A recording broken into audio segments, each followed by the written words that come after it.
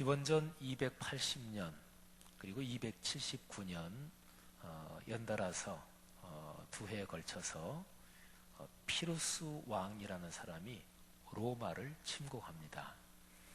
로마 하면 큰 나라인데, 그런데 기원전 280년, 279년 그때는 그렇게 큰 나라가 아니었어요. 점점 이제 조금씩 커가는 중이었죠.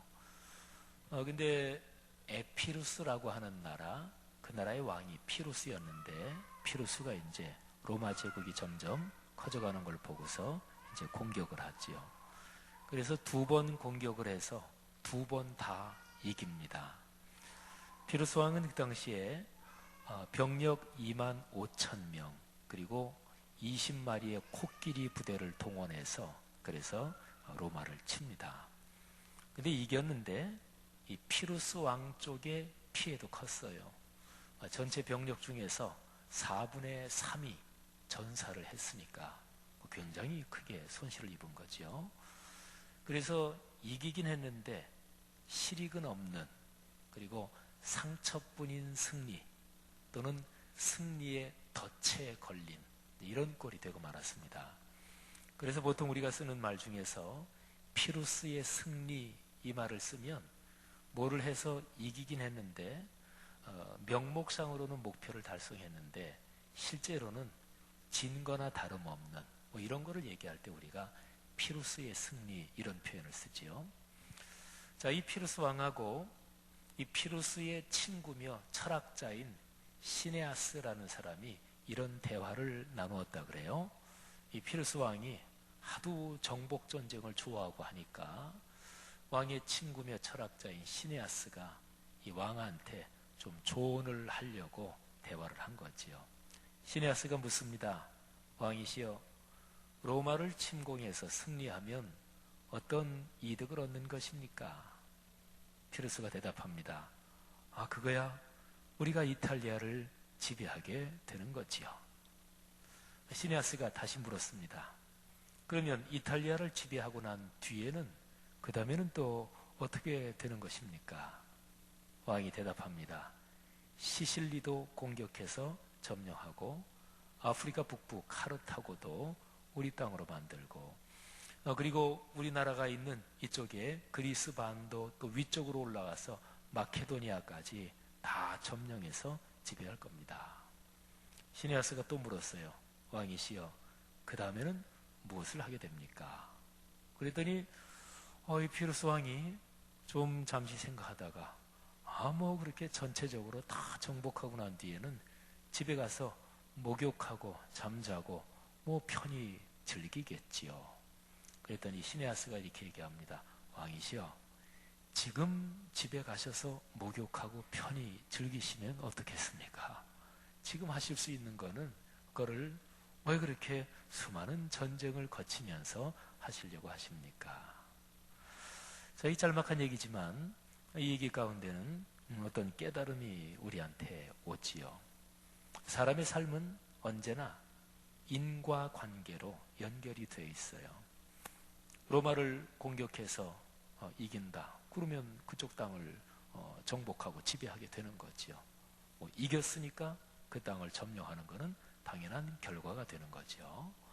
또 아프리카 북부 카르타고를 점령했다. 그러면 통치하는 영역이 아프리카 북부까지 더 넓어지는 거지요. 전쟁에서 이겼다. 그러므로 더 많은 땅을 지배하게 됐다. 이러는 거지요. 그런데 그렇게 하는 궁극적인 목적은 무엇인가요? 결국에는 무엇을 이루기 위해서 그거를 하는 건가요? 이 궁극적인 목적 또는 최종 목표 지점, 이거하고 연관된 거를 가리켜서 가치관 또는 인생관이라고 그래요.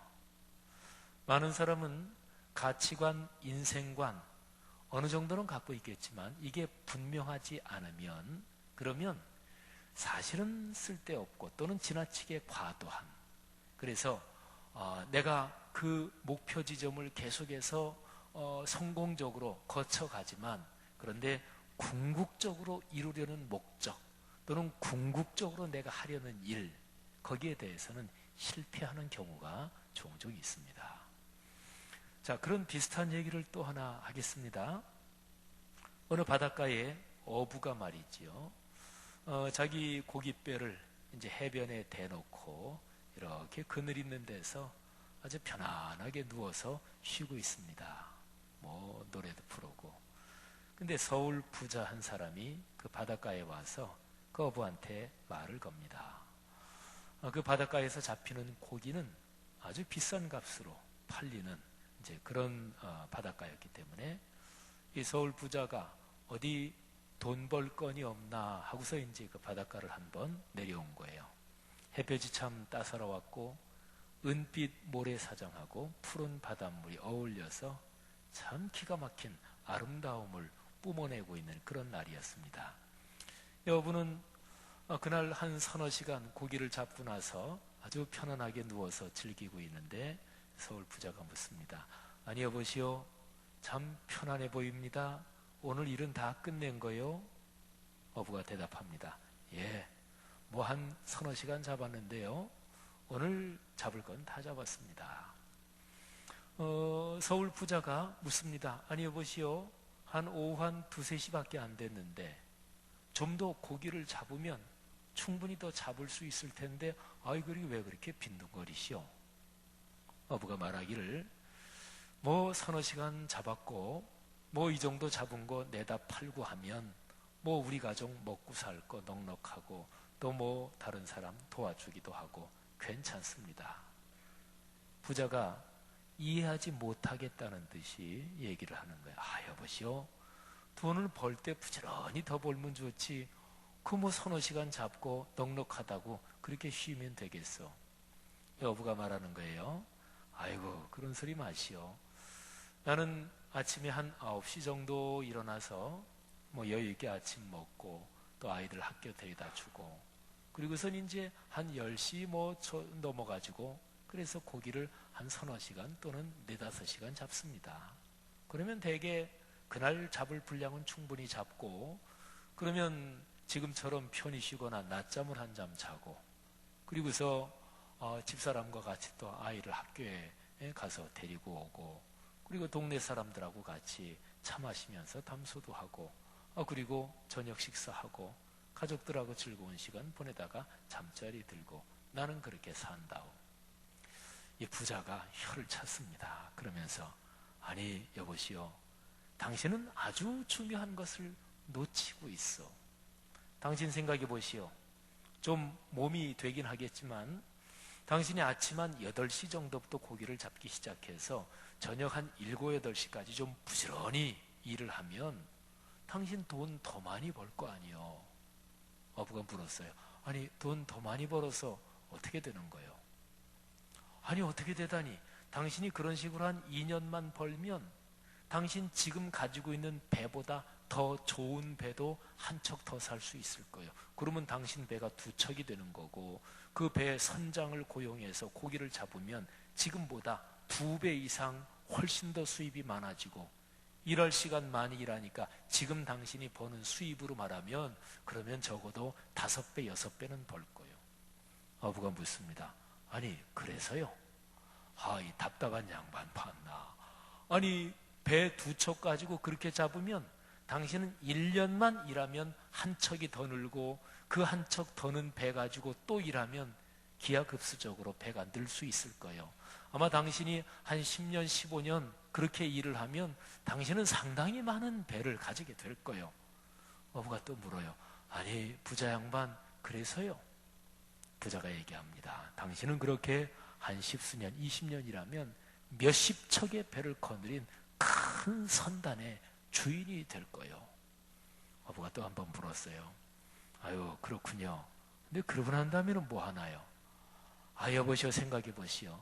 그렇게 평생 먹고 살 거 다 벌어놓고 그러면 얼마나 좋소? 아침 9시쯤에 늦지막하게 일어나서 밥을 먹고 한 2, 3시간 서너 시간 나와서 일하고 낮잠 한 잠 자고 그리고 동네 사람 친구들이랑 얘기하고 그렇게 살면 얼마나 좋소? 어부가 얘기합니다. 나 지금 그렇게 살고 있어. 여러분 아까 첫 번째 얘기하고 구조가 좀 비슷하죠, 그죠? 궁극적으로 뭐 하려고 그러는 건가요? 살고 존재하는 게 내 최고의 가치, 최고의 목적이 궁극적으로 무엇인가요? 삶의 구조는 누구나 다 어떤 일이 일어나면 그 일 때문에 어떤 결과가 또 이어지지요. 그래서 사람의 삶은 원인과 결과로 이게 언제나 고리처럼 이어지게 돼 있어요. 그래서 사람은 경제 활동을 하는 것이나 어떤 보람 있는 일을 성취하는 것이나 또는 인간관계를 맺는 것이나 전부 다 내가 어떤 판단을 하고 뭐를 하면 그거에 따라서 어떤 결과가 이어지는 거예요. 이 연결고리를 잘 관리하는 게 삶의 행복이지요. 그런데 중요한 것은 그렇게 원인과 결과, 내가 어떤 일을 해서 거기에서 어떤 열매가 얻어진다, 이 고리가 계속돼서 내가 종국적으로 최종적으로 내가 얻고자 하는 것, 최종적으로 도달하려는 목적지, 그게 어디냐? 이게 늘 분명해야 돼요. 그걸 가리켜서 가치관 또는 세계관이라고 하죠. 여러분, 여기에 있는 여러분이나 저나 우리는 그리스도인이지요. 그러니까 그리스도인이 가져야 될 가치관 또는 인생관은 무엇입니까? 저는 오늘 이 에베소서 말씀을 가만히 묵상하면서 그리스도인이 어떻게 그리스도인다워야 되는지, 또 그리스도인이 가져야 될 궁극적인 가치관과 목표는 무엇인지 거기에 대해서 한번 같이 말씀을 묵상하려고 합니다. 자, 에베소서는 1장부터 6장까지 6개 장으로 되어 있어요. 근데 6개 장이 딱 3장씩 3장씩 나눌 수가 있습니다. 1, 2, 3장의 내용은 우리가 그리스도인으로 구원받았다. 우리는 구원받은 그리스도인입니다. 이게 앞에 3장의 내용이에요. 그 다음에 뒤에 3장은 구원받은 그리스도인이니까 그리스도인답게 이렇게 살아야 합니다. 말하자면 삶에 대해서 나와요. 이 앞에 3장은 구원 이렇게 받았다는 교리, 가르침. 그 다음에 뒤에 3장은 그 교리와 가르침에 걸맞은 또는 거기에 합당한 삶에 대해서 얘기가 나옵니다. 자, 1, 2, 3장의 결론이 3장의 맨 마지막 부분에 있어요. 3장 20절과 21절 제가 봉독할 테니까 한번 잘 귀 기울여 보십시오. 우리 가운데서 역사하시는 능력대로 우리가 구하거나 생각하는 모든 것에 더 넘치도록 능히 하실 이에게 교회 안에서와 그리스도 예수 안에서 영광이 대대로 영원 무궁하기를 원하노라. 아멘. 여러분, 이 말씀에서 20절에 나오는 표현, 우리 가운데서 역사하시는 능력대로 우리가 구하거나 생각하는 모든 것에 더 넘치도록 능히 해주실 분, 이거는 하나님을 말해요. 그러니까 그 하나님께 영광이 대대로 영원 무궁하기를 나는 간절히 바랍니다. 에베소의 성도들이요, 여러분도 나와 같이 그런 소원을 가지십시오. 이런 거지요. 그러니까 3장의 내용이 구원받은 그리스도인, 우리가 어떻게 구원을 받았는지 그 얘기를 하는데요. 구원받은 그리스도인의 최종 목적지 그리고 최고의 가치관은 하나님께 영광을 돌리는 거예요. 모든 피조물이 가지는 최고의 존재 가치, 존재 이유는 자신을 만드신 창조주, 조물주 그분께 영광을 돌리는 거예요. 이 앞에 3장의 맨 마지막 결론이 그 얘기를 하고 있어요. 자, 그런데 우리가 여기서 주목해야 될 표현 2가지가 있어요. 그 하나님께 영광을 돌리는데 2가지 안에서 영광을 돌린대요. 교회 안에서. 그 다음에 2번째는 그리스도 예수 안에서. 근데 2가지 표현은 사실은 한 가지 얘기예요. 왜냐하면 예수 그리스도 그분이 교회 공동체를 사람 몸으로 비유한다면 예수 그리스도께서 머리에 해당하시는 분이에요. 사람의 생존에서 머리가 모든 것을 통제하고 명령하고 머리의 판단으로 모든 게 움직이잖아요.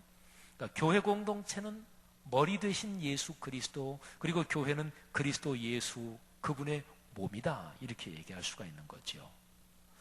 자, 우리 그리스도인이, 구원받은 그리스도인이 하나님께 영광을 돌리는데 교회 공동체 안에서, 교회 공동체와 더불어 예수 그리스도의 십자가 사건 그 토대 위에 세워진 교회 공동체의 사역과 함께 하나님께 영광을 돌리는 거예요. 자, 그러면 이렇게 정리할 수가 있어요. 에베소서 6개 장에서 앞에 3장, 이 첫 번째 덩어리의 결론은 그거예요. 우리는 그리스도가 머리이신 그 교회와 더불어 그 교회 안에서 구원을 받아서 하나님의 자녀가 됐습니다. 자, 정확하게 표현한 말이에요. 자, 그러면 이제 두 번째 덩어리가 이어지죠. 4장부터 6장까지는 그렇게 구원받은 그리스도인이 어떻게 살아야 되느냐. 앞에서 구원받았으니까 그러므로 이렇게 살아야 됩니다. 어떤 일의 원인이 있잖아요. 원인은 우리가 구원받은 거예요. 교회와 더불어 교회와 함께. 그리고 그 교회의 머리는 그리스도예요. 그렇게 구원받은 그리스도인입니다. 우리는 구원을 받았습니다. 이게 원인이지요. 그러므로 이렇게 살아야 됩니다. 그 원인에 따른 결과예요.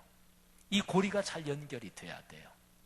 그래서 4장부터 6장이 그리스도인의 삶에 대한 얘기인데 오늘 제가 4장의 내용을 전체적으로 요약을 하는 것인데요. 4장에 보면 그러므로라는 단어가 3번 나와요. 1절, 17절, 그리고 25절. 이 3번 나오는 그러므로 그 뒤에는 그러므로 이렇게 살아야 합니다. 그러므로 이렇게 살아야 합니다. 그런즉 25절은 그런즉 이렇게 표현되어 있는데 그러므로라는 표현이나 내용적으로 똑같잖아요. 그런즉 이렇게 살아야 합니다. 그리고 이 3번 나오는 이 4장에 나오는 3덩어리에 그러므로 이 뒤에 끌리는 내용들은요 점점 더 구체화됩니다. 첫 번째는 큰 틀을 제시해요. 두 번째는 좀 더 구체화시켜요. 그리고 세 번째 25절 밑에 있는 그 내용은 아주 구체적인 내용을 지시하고 있습니다. 자, 우리 한번 한 덩어리씩 살펴볼까요? 자, 제일 첫 번째 덩어리예요. 4장 1절에 그러므로 하는 접속사에 이어지는 내용이 나오는데 1절을 제가 한번 읽겠습니다. 그러므로 주 안에서 갇힌 내가 너희를 권하노니 너희가 부르심을 받은 일에 합당하게 행하여 아멘. 자, 1절 요약하면 이래요. 그러므로 그리스도인으로 부르심을 받은 그 부르심에 합당하게 살아야 합니다. 큰 전제지요. 당연하지요, 그죠? 부모는 부모답게 자기의 인생길을 걸어가고 처신을 해야 돼요. 이제 얼마 안 있으면 육사 지방선거잖아요. 공직자는 공직자다워야 됩니다. 배의 선장은 선장다워야 돼요. 교수나 선생님은 교수답고 선생님다워야 되지요. 법관은요, 법과 자기 양심에 따라서 어디에 치우치지 않고 재판을 해야 돼요. 그게 법관다운 거예요. 그렇죠? 이 세상에 사는 모든 사람들은 자기가 사회적인 관계 속에서 자기가 있는 직책이나 자기의 신분이나 자기의 위치 거기에 걸맞아야 돼요. 그 직책에 다워야 된단 말이에요. 그래야 그게 아름다운 거잖아요. 자, 그러면 생각해 보세요. 에베소서 전체 가르침에서 에베소서는 세상을 이렇게 봅니다. 세상이 다 있잖아요. 모든 피조물까지 포함한 세상 전체 다. 근데 그 전체 중에서 교회가 중심에 있다고 가르쳐요. 그리고 교회를 중심으로 모든 피조 세계가 다 연결되어 있대요. 근데 그 교회의 머리는 그리스도예요. 그리고 여러분과 저는 그 교회의 각 지체들, 사람 몸으로 보면 신체의 모든 부분에 해당돼요. 이 교회가 건강하고 이 교회가 하나님의 거룩한 은혜와 하나님의 거룩한 복을 받아서 이거를 온 세상으로 나누어주고 온 세상에 좋지 않은 것들은 아름답게 변화시키는 거예요. 자, 그러면 보세요. 이 세상에서 정치인은 정치가답고 법관은 법관답고 교육자는 교육자답고 사업가는 사업가답고 그래야 되는데 이 모든 것에 모든 그 다움, 저 다움 거기에서 핵심은 그리스도인 다움에 있단 말이에요. 교회 다움에 있단 말이에요. 그 큰 틀이 뭐냐? 너희가 그리스도인으로 부르심을 받았으니 그리스도인에 합당하게 살아야 합니다. 자, 1절이 요약이에요. 그런데 1절부터 16절까지가 한 덩어리거든요. 근데 쭉 내려가면 거기에 너희가 그러므로 이렇게 해야 된다. 그게 한 가지 중요한 단어가 더 나오는데 자라야 한다. 이 표현이 나와요. 성장한다는 얘기죠. 신앙이 깊어진다는 얘기죠. 여러분이 기억하십시오.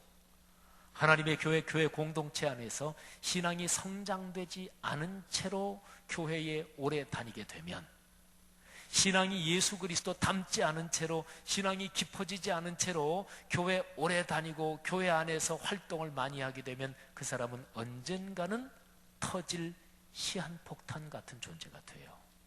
이거는 조금만 생각해 보면 너무너무 당연합니다. 생각해 보세요. 교회 아니라 어느 단체든지 사회의 어떤 인간 조직이든지 거기 오래 나오고 또 열심을 내면 아무래도 이런저런 일을 맡잖아요. 그런데 자신이 그 일, 그 단체, 거기에서 표방하는 가치, 거기에서 성장하지 않는단 말이에요. 깊어지지 않는단 말이에요. 그러면 언젠가는 이게 터집니다. 부딪혀요. 그러니까 교회 안에서 신앙이 자라진 않고 믿음이 성숙하진 않고 예수 그리스도의 인격은 닮지 않은 채로 오래 교회 나오고 열심히 활동해서 중요한 일을 맡게 되면, 그러면 반드시 언젠가는 문제를 일으키게 됩니다. 내가 인정받을 땐 좋지요. 인정받지 않을 때는 터집니다. 내가 신날 때는 좋지요. 근데 내 자존심이 상할 때, 그때는 터지고 그리고 사람들과 갈등을 일으키게 돼요.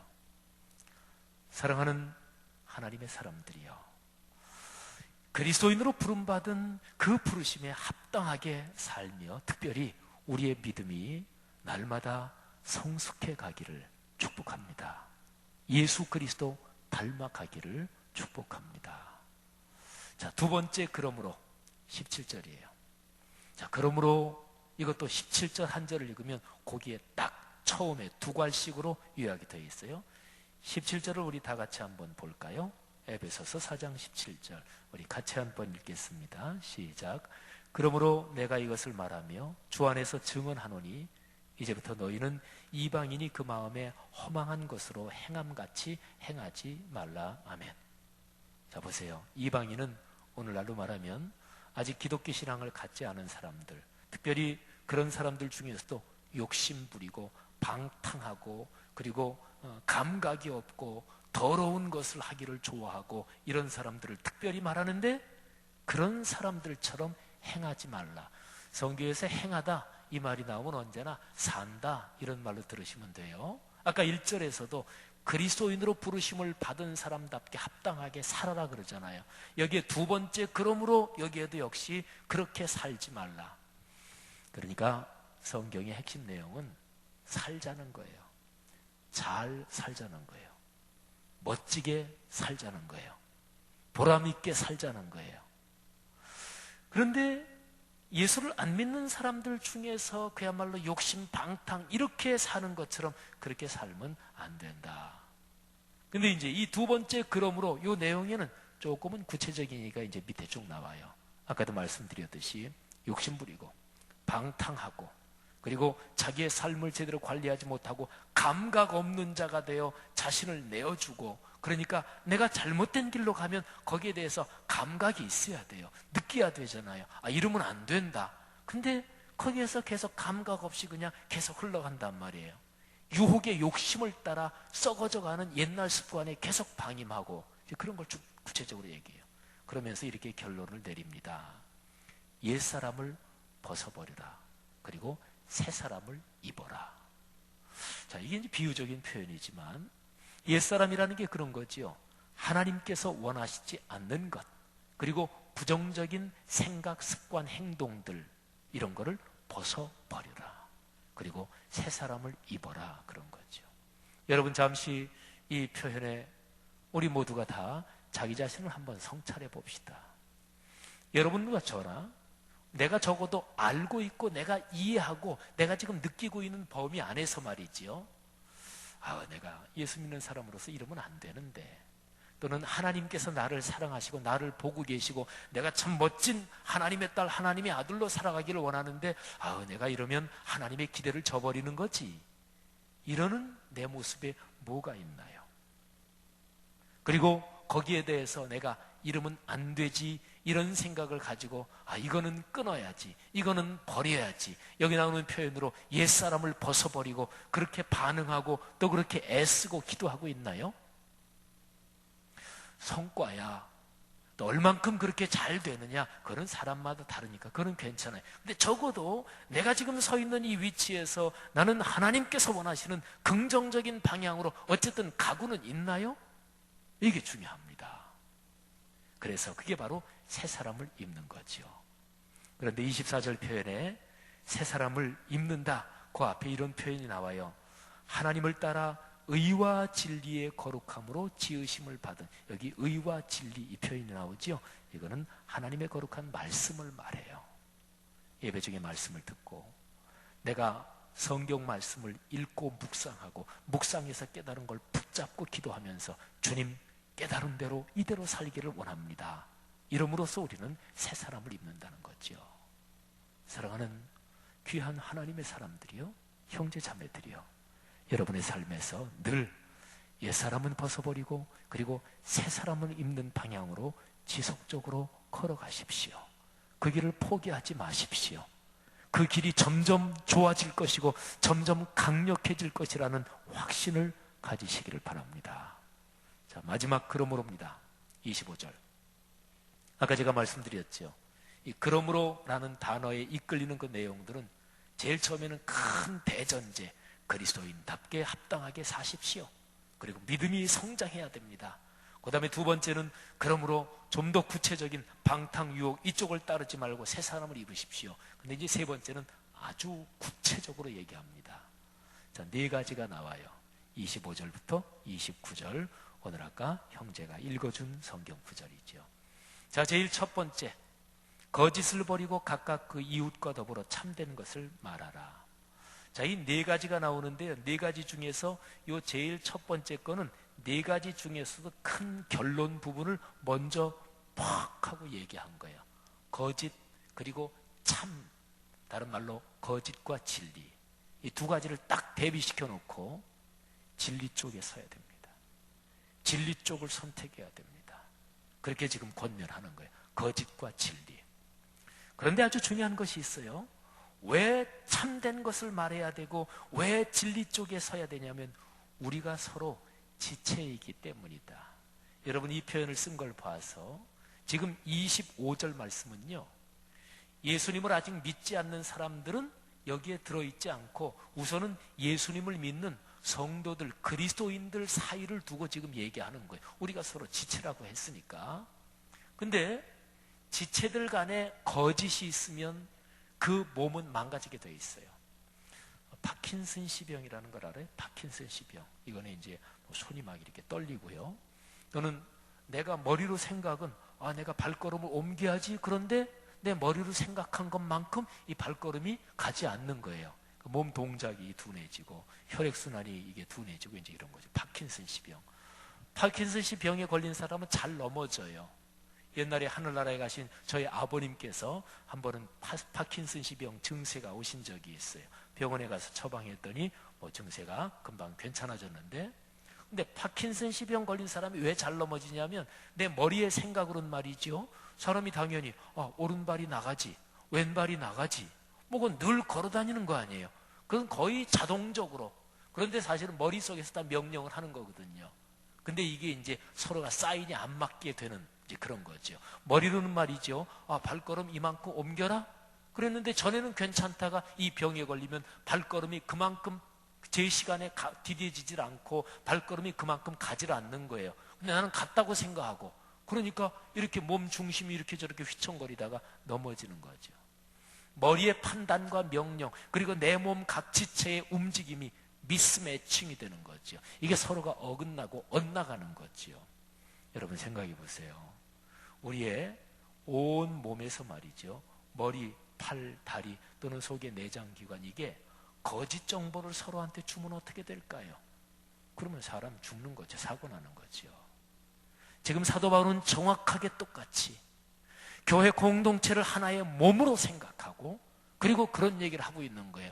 우리 그리스도인 공동체는 거짓을 버려야 합니다. 그리고 참, 그리고 진리를 굳건히 붙잡아야 합니다. 왜? 우리는 지체이기 때문에 그렇습니다. 여러분, 교회 공동체 안에서 진리편을 꽉 붙잡고 거짓을 배제하는 이런 훈련을 계속해야 돼요. 그런 그리스도인이, 그렇게 훈련된 그리스도인이 내 직장 생활에서, 내 학교 생활에서, 사회적인 관계 속에서 또 그렇게 사는 거예요. 그래서 세상이 정직해지는 거예요. 우리 교회 공동체에 그런 아름다운 훈련이 더 강력해지기를 바랍니다. 두 번째입니다. 26절, 27절인데요. 분을 내어도 죄를 짓지 말라. 이 말을 헬라어 이 어감을 좀 살려서 이렇게도 번역할 수 있어요. 분을 낼 수는 있다. 그렇죠. 사람이 살면서 화를 낼 수도 있죠. 분을 낼 수도 있다. 그러나 죄 짓는 자리까지는 가지 말아라. 이런 얘기예요. 근데 그 뒤에 번역이 아주 재미있습니다. 해가 지도록 분을 품지 말라. 이거를 헬라어 원문대로 제가 직역해 볼까요? 여기에 사람이 있어요. 제가 여기 서 있단 말이에요. 예를 들어서 막 분이 나고 화가 나고 누구한테 대해서 화났다 그러면 이제 막 미운 생각이 들고 독한 생각이 들고 그러잖아요. 그래서 부글부글 끓어오르고 분이 있단 말이에요. 독소가 있단 말이에요. 근데 그렇게 화를 내는 내 머리 위로 해가 이렇게 쳐가지고 가가지고 해가 지잖아요. 분을 내고 있는 그 상태, 그 머리 위로 해가 지나가서 지게 하지 말아라, 이런 뜻이에요. 저는 이거를 묵상하면서 그런 장면을 생각해 봤어요. 화를 내면 사람 마음에 독소가 나오죠. 실제로 그렇다 그러잖아요. 독소가 나오고, 말하자면 이물질, 안 좋은 이물질이 부글부글 끓어오는 거죠. 근데 그 위로 태양이 지나갑니다. 그러면 태양이 지나가면서 태양열이 있잖아요. 태양열이 쫙 내리쬐는데 여기서 독소가 끓어오르는데 열이 내리쬐면 그 독소가 퍼지는 거겠지요. 그런 상상을 한번 해봤어요. 그리고 특별히 해가 지면 뭐가 되는 거지요? 밤이 되지요. 밤은 사람이 보지 않으니까 악한 자들은 더 악한 계교를 꾸미고 은밀하게 남을 해칠 수 있는 시간이 그게 밤 아니겠어요? 그런데 그렇게 안 좋은 일, 은밀하게 독한 일을 하는 것, 그 근본적인 게 마귀 사탄이잖아요. 그러니까 26절, 27절이 짝인 거예요. 해가 지도록 분을 품지 말라. 그래서 마귀에게 틈을 주지 말아라. 젊은 여러분들이 젊을 때부터 훈련해야 될 중요한 게 있는데, 사람에게 화가 나고 정서가 불안해지고 초조하고 뭐 이런 거 있잖아요. 근데 그때 감성 조절, 정서 조절하는 훈련을 해야 돼요. 그건 인생 평생에 필요한 훈련이 하는데, 특별히 젊을 때 그 조절 훈련이 안 되고 사람이 인격적으로 성장한다는 것은 분, 화, 고통 또는 초조함 이런 거를 정서 조절하는 이 훈련이 되는 거를 인격의 성장이라 그래요. 근데 나이는 많이 먹었는데 이게 훈련이 안 된다. 그 사람의 노후는 반드시 불행해집니다. 그럴 수밖에 없겠죠. 자, 세 번째입니다. 세 번째는 좀 심플해요. 28절. 도둑질하고 있느냐? 다시 도둑질하지 말아라. 손에 땀 흘려서 돈을 벌어라. 그리고 자기 손으로 번 그 돈, 그 경제력으로 어려운 사람을 도와주고 구제해라. 그래서 선한 일을 해라. 도둑질에는 직접적인 도둑질도 있고요, 간접적인 도둑질도 있어요. 누구한테 거짓말을 해가지고 누구 사이를 이간질했다. 그리고 얘를 내 편으로 만들었다. 그는 상대방의 정신을 도둑질하는 거고 상대방의 마음을 도둑질하는 거예요. 인류 역사 가운데 도둑질 괜찮다, 이게 좋다고 그렇게 얘기된 역사는, 그런 문화권은 없어요. 적어도 인류 역사 가운데 긍정적이고 바람직한 사회 집단 또는 사회 질서 또는 그런 법체계, 이런 거는 가장 기본적인 것이 남의 거를 무력으로 뺏지 않는다, 그거예요. 남의 거를 속여서 뺏지 않는다, 그거예요. 남의 거를 속여서 무력으로 등등, 이런 게 도둑 강도질 아니에요. 십계명에도 나오죠, 그죠? 도둑질하지 말아라. 도둑질하지 말아야죠. 근데 여러분 생각하세요. 여기 28절 말씀이 아까도 얘기했지만 교회 밖에 있는 사람한테 얘기하고 있는 게 아니에요. 예수 이미 믿고 있는 그리스도인한테 얘기하고 있는 거예요. 2000년 전에도 그랬고 오늘날도 역시 마찬가지예요. 사랑하는 하나님의 사람들이요, 형제 자매들이요, 인생길을 걸어가면서 직접적인 도둑질 당연히 하지 말아야지요. 근데 간접적인 도둑질도 하지 말고 정직과 올곧음이 여러분의 삶에 강한 힘으로, 그리고 하나님이 거기에 복을 주시기를 바랍니다. 마지막입니다. 29절 말씀 아주 중요해요. 우리 같이 한번 읽어봤으면 좋겠어요. 29절 시작. 무릇 더러운 말은 너희 입 밖에도 내지 말고 오직 덕을 세우는데 소용되는 대로 선한 말을 하여 듣는 자들에게 은혜를 끼치게 하라. 아멘. 여러분, 이 표현이 아주 중요합니다. 여기에서 더러운 말은 너희 입 밖에도 내지 말라 그랬죠. 근데 더러운 말이 발성되지 말게 해라, 발음되지 말게 해라, 이런 얘기예요. 더러운 말은 뭘까요?